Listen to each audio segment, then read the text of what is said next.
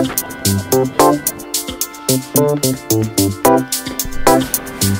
morning. How are we? Back in Sydney. Anyone been watching the tour? Couple of little controversies last night, weren't there? Okay, now before we deal with the minor controversy, let's deal with the major controversy first. Tomo, when you are presenting a piece to camera for a highlights package for people who have not watched the race, which you are selling as something to people who have not watched the race, do not stand in front of the results board showing Arnold Demar has won the race. Stay tuned for a really exciting stage. Oh, ignore the fact that this behind me says Arnold Demar has won. Anyway, Tomo, you'll learn, you're new.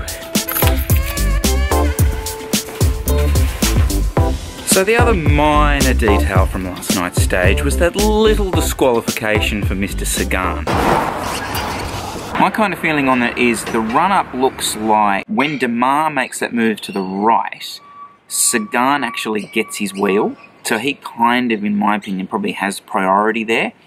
So when Cab starts coming up the inside, the initial reaction of Sagan has to be to block it. The elbow, Renshaw was kicked out a few years ago for elbowing and headbutting and that kind of thing. But last 200-300 metres, you're defending your position. I just don't like the fact that the rules seem to be so kind of ad hoc. It's like you either enforce them stringently or you don't. I mean, if you look at that sprint, Demar actually chops Buani kind of worse than anything that happens later on in it. Just watching it again, let's have a look. I'm more off for doing this.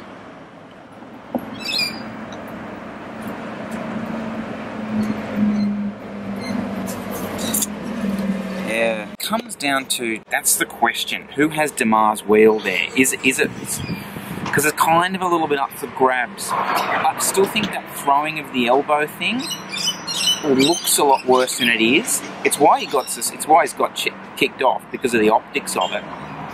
But I kind of feel that motion has made his move look a lot worse than it is. Speaking from someone who rarely ever contests sprints, and certainly not anywhere near that level.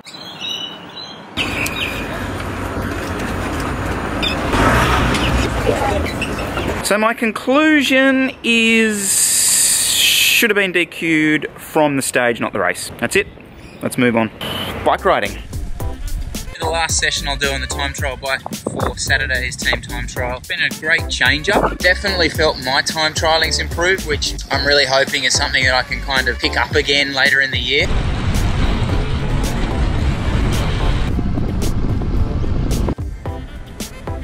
Tough old session.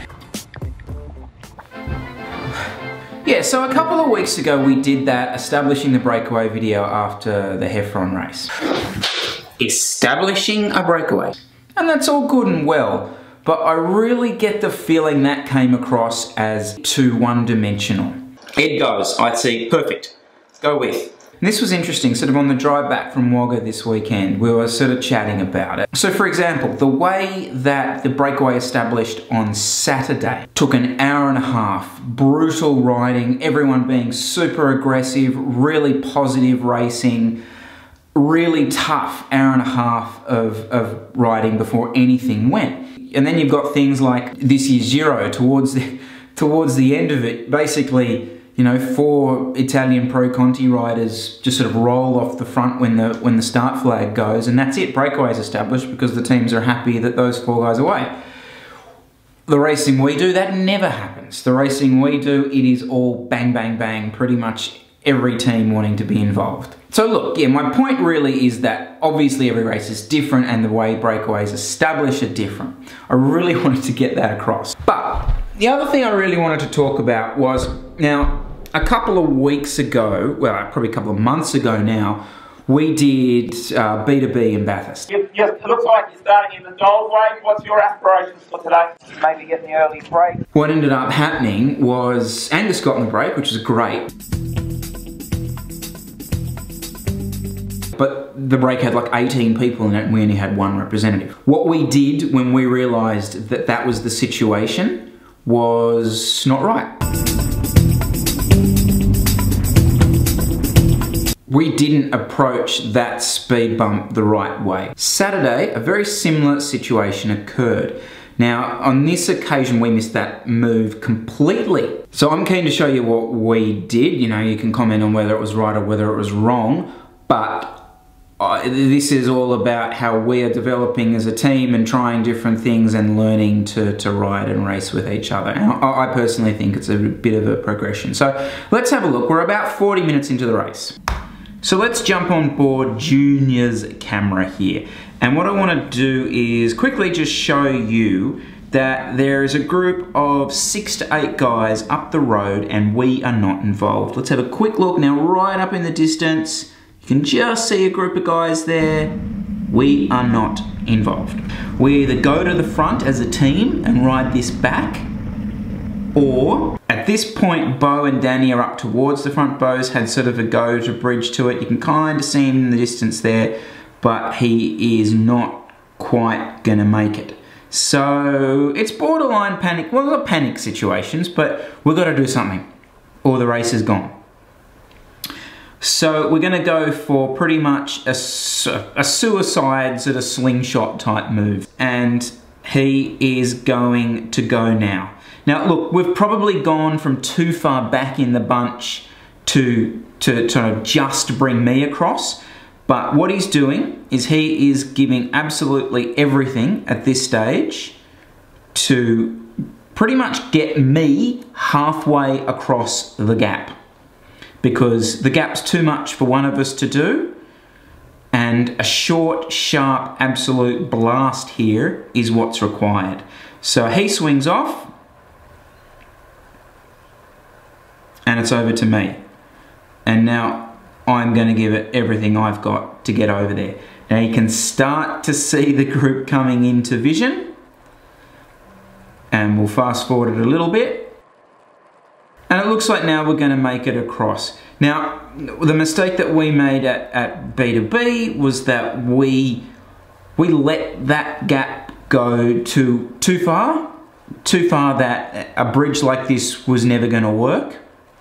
And we ended up having to go to the front and ride, but it was too late. We were never going to bring the move back.